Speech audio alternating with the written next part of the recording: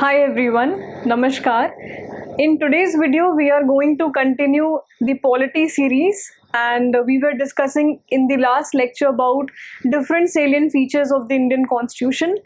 Today's video is about the unitary and federal system of Indian Constitution. आज हम unitary और federal system के बारे में बात करेंगे, जहाँ पे हम ये समझेंगे कि इन दोनों सिस्टम्स के बीच की डिफरेंस क्या है और भारतीय संविधान में किस सिस्टम का पोर्शन ज़्यादा भारी है, क्या ये फेडरल है, क्या ये यूनिटरी है, या क्या ये इन दोनों सिस्टम का एक बायस फॉर्म है, राइट। चलिए लेट्स कंटिन्यू। तो इंडियन कॉन्स्टिट्यूशन को कहा जाता है कि ये एक फेडरल सिस्टम है with a unitary bias, right. Indian constitution is said to be a federal structure only because it is said that it has clear demarcation of boundaries between central and state government. तो एक clear distinction दिया गया है central और state government के बीच में, इनके powers को क्लियरली डिफाइन किया गया है और इनके एडमिनिस्ट्रेशन को, इनके एग्जीक्यूशन को भी क्लियरली डिफाइन किया गया है। So similar to that of US, जैसा कि यूनाइटेड स्टेट्स में होता है। इंडिया के केस में India is having legislative and executive authority divided in between centre and state, right. So India के केस में लेजिस्लेटिव और एग्जीक्यूटिव अथॉरिटीज जो हैं, those are very well divided among the central and state governments. In fact, the basic principle जिस पे Indian constitution का role है वो है फेडरलिज्म का। जो फेडरलिज्म का the basic principle of federalism is that the legislative, executive and financial authority is divided between center and states, not by law passed by center but the constitution itself. तो जो basic principle है federalism का, जिसमें कि there is a clear distinction made in between legislative, executive and financial authority, जो कि centre और state के बीच में डिवाइड की जाती है, ये जो प्रिंसिपल है ये किसी लॉ से पास नहीं हुआ है, ये कॉन्स्टिट्यूशन ने ही पास किया है, कॉन्स्टिट्यूशन में ही मेंशन्ड है, right. So let's talk about the features of federal system. If a system has to be federal, what must be its features? Now, so there must be a two government system, dual government system होगा federal system के case में, एक center और एक state. Second is division of powers, dispersion of powers between center and the unit states, forming federation among number of coordinate bodies controlled by constitution. तो clearly division of power होगा, separation of power होगा, इनके जो administrative areas होंगे, इनके जो executive areas होंगे, इनकी जो coordinate bodies होंगी, इन सबके बीच में एक clear separation of power mentioned होगा federal system के केस में। तीसरा पॉइंट है रिटन कॉन्स्टिट्यूशन, एक सिंगल कोडिफाइड डॉक्यूमेंट है जिसको रिटन कॉन्स्टिट्यूशन कहते हैं। तो फेडरल सिस्टम के केस में रिटन कॉन्स्टिट्यूशन होगा। Next is supremacy of constitution, so constitution will be supreme in the case of federal system. And rigidity of the constitution, so your constitution would be written, your constitution would be supreme and your constitution would be rigid. Federal system के case में जहाँ पे neither the center nor the state has any power to amend the provision of constitution relating separation of power. तो centre या state के पास ऐसी कोई power नहीं है जिसमें कि वो कॉन्स्टिट्यूशन के उन प्रोविजन को अमेंड करे जहाँ पे सेपरेशन ऑफ पावर मेंशन्ड है। So they don't have any such power. Next is independent judiciary. You will be having independent judiciary, and lastly you will have a system of bicameralism. However, India is often claimed to be non-federal. India कभी कभार non federal भी claim किया जाता है इन matters. किन matters में? अब कब कहते हैं non federal? In what circumstances India is said to be non federal? In matters such as centre can impinge upon the areas earmarked only for the states in some cases. Therefore, it infringes the principle of federalism as it makes the state subordinate to the center. कुछ matters ऐसे हैं जिनमें overall state का role है, but when center infringes, but when center interferes in such matters of state, in that case we can say that the system is behaving non-federal as the state becomes subordinate to the center, right? Hence it is also said to be in a unitary form. This is the reason we say sometimes that it is behaving as a unitary one. So unitary form of government too. The phenomena of such unitary form of government arises only during the period of wars or emergency, right? So such unitary form of governance is seen in the period of wars and emergency. Now let's have a look on the features of unitary system. Let's see what does unitary system has in its features. So one single government would be, a single strong center would be required. A strong center would be there. There would be a single constitution. There will be single citizenship. Then the flexibility of constitution, which in case of federalism was rigid. Here unitary के case में आपका constitution federal है, आपका constitution flexible है. I'm sorry. Then you will have a integrated judiciary instead of independent judiciary, right? And then there would be a governor appointed by the center in different states, right? So governor would be appointed by the state in different, by the center in different states. Another point of unitary system is All India Services, which in case of India comes under Article 312. Then emergency provisions, right? So these are the features of a unitary system. Now let's see what is the nature of Indian federal system. How exactly is Indian federal system? So Indian federal system is believed to be a quasi-federal, right? Some experts say that it is a federal system, whereas some say that India is quasi-federal. So Supreme Court clarified that federalism is the basic nature of Indian constitution, right? In Gangaram Moolchandani versus State of Rajasthan case. So Supreme Court ने ये held किया कि Indian constitution का basic principle federalism है, और ये case था Gangaram Moolchandani versus state of Rajasthan case. Another case which is a very landmark case, Keswanand Bharati versus State of Kerala 1976 case.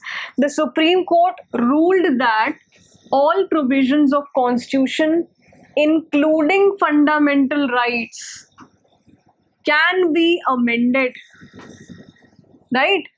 तो इन्होंने ये कहा कि सारे provisions including fundamental right can be amended, however parliament cannot alter the basic structure of the constitution like secularism, democracy, federalism, separation of powers. So ये तो स्थित हो गया कि कॉन्स्टिट्यूशन के जो जितने भी प्रोविजंस हैं including your fundamental right, they can be amended by the parliament, but the basic structure of the Indian constitution can't be amended, and the features like secularism, democracy, federalism, and separation of powers, they can't be amended. This case is often referred to as basic structure doctrine. Right? It's a very important case. Now, third is supremacy and rigidity of the constitution. So, we have already seen that in federal system, the constitution is supreme and as well it is rigid. So, constitution is supreme and binding upon both center as well as states. Neither the center nor the states must be in a position to amend it, at least in important areas which deals with division of powers.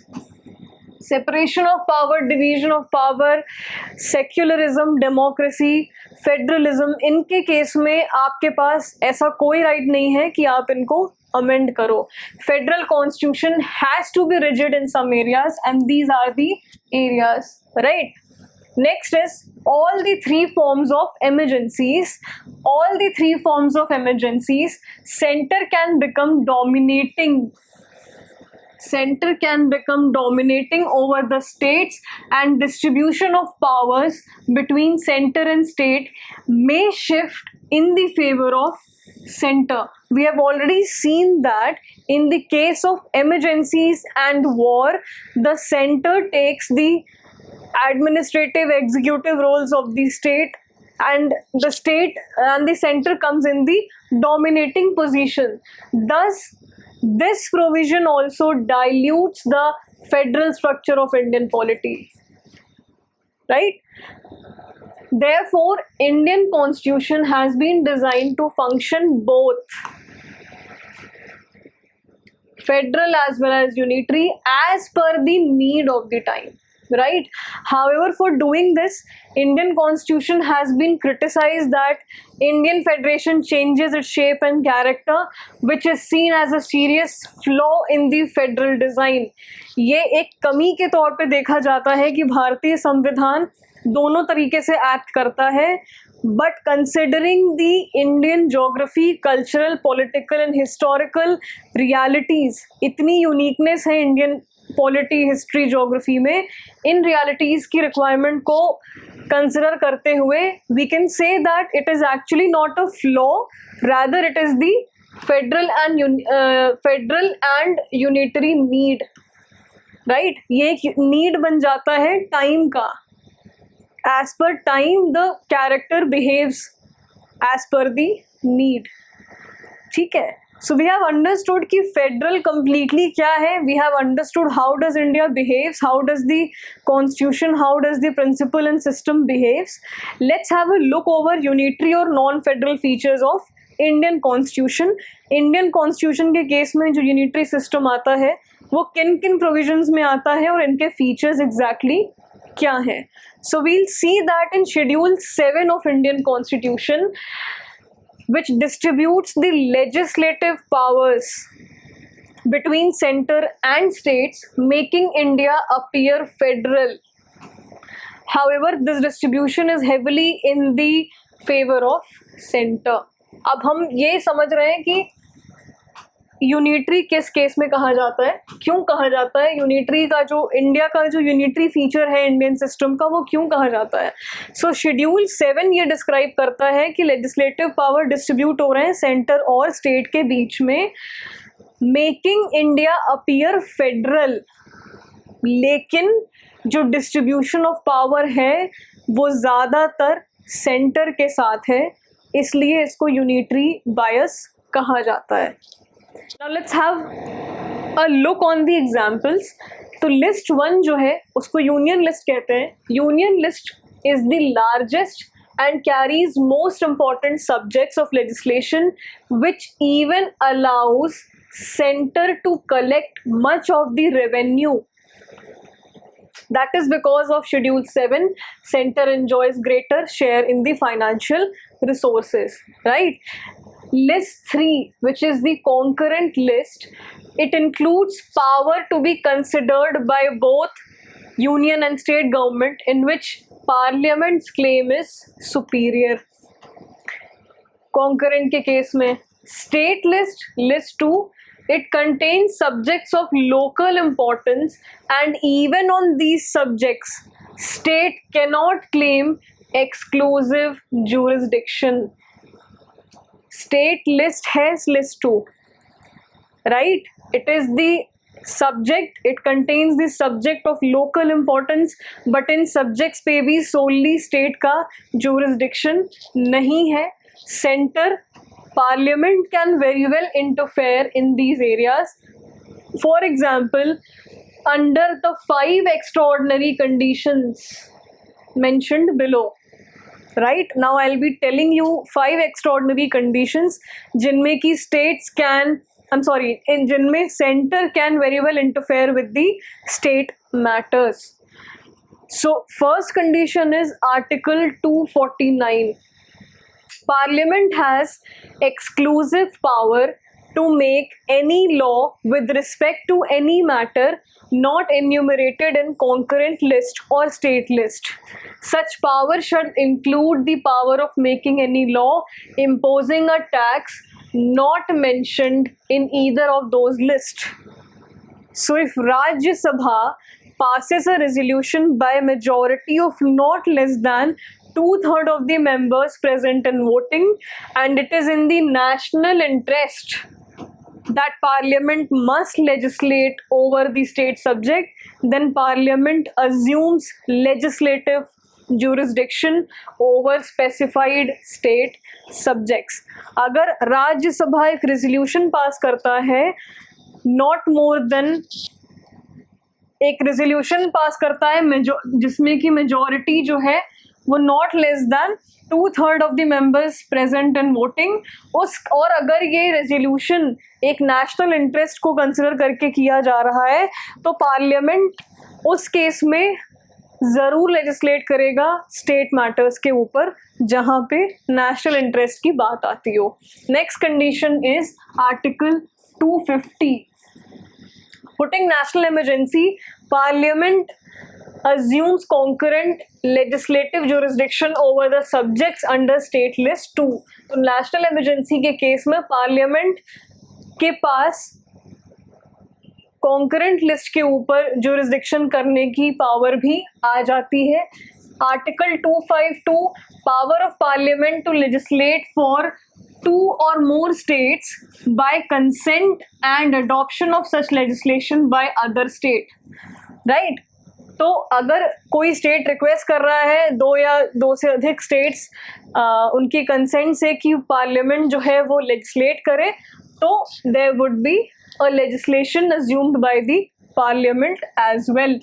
Article 253, Parliament can pass a law on state subject that is the subject of list 2 with or without consent of the state for implementing any international treaty. If there is a case of international treaty, तो ये ज़रूरी नहीं है कि हम उस state से consent लें.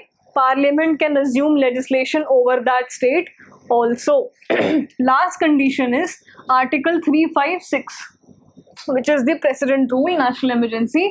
If a state government is unable to function according to the constitutional provisions, अगर उनकी machinery according to the constitution fail कर रही है, तो union government can take direct control of the state machinery, right? So these were the 5 conditions, extraordinary conditions जहाँ पे center can assume the legislative powers of the state. Next point for unitary system is Article 248, residuary powers of legislation belongs to center. Article 155 says that the governor of a state shall be appointed by the president by warrant under his hand and seal. ठीक है, governor of the state को appoint किया जाएगा president के द्वारा, जिसमें कि governor अपनी सीट को होल्ड कर दें till the pleasure of the president, and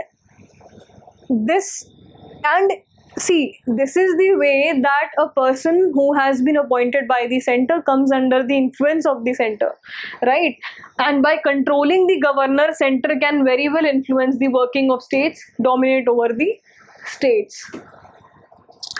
All India services, we have seen that this is the basic feature of unitary system. So under Article 312, Rajya Sabha can authorize the parliament to create one or more all India services. All India service officers are appointed by center. इनको appointment भी centre करती है. ये overall disciplinary control central के अंदर में होते हैं, सेंटर के अंदर में, though they largely function under the state government, right. They will be posted in different cadres in different states, but इनका जो डिसिप्लिनरी कंट्रोल होता है वो सेंटर के हाथ में होता है, और इनका अपॉइंटमेंट भी सेंटर करता है. Under state government does by controlling and having all India services, center can influence states. So this is also a way center can very well influence states. उनका appointment भी center कर रहा है, उनका disciplinary action control भी center के अंदर में है, although उनकी जो posting है वो respective states में होती है. Another point is integrated judiciary. So constitution has provided not for dual judiciary, rather it provides a single unified judiciary with Supreme Court at apex, right? Next is Article 324. India has a common and independent election commission, जो कि parliamentary elections के लिए भी है और state legislature के लिए भी है. Unequal representation given to states in Rajya Sabha depending upon their population. This is also a unitary feature of the Indian system. So hence Indian constitution has been variously described as federal in the form but unitary in spirit, quasi-federal by K.C. Ware, right? So we have seen all the points जहाँ पे एक letter में federal है but spirit में unitary है. We have seen all these points जहाँ पे centre can very well interfere with the state legislation and they can take control of the state legislation in their hand, right. So I hope today's topic is very well understood, and again I'll say, if there's any doubt left in your mind, please just leave a comment in the comment section. And topics which I'll be discussing in the next video will be parliamentary system versus presidential system, and then we'll be moving forward with the preamble and fundamental rights. ठीक है, thank you.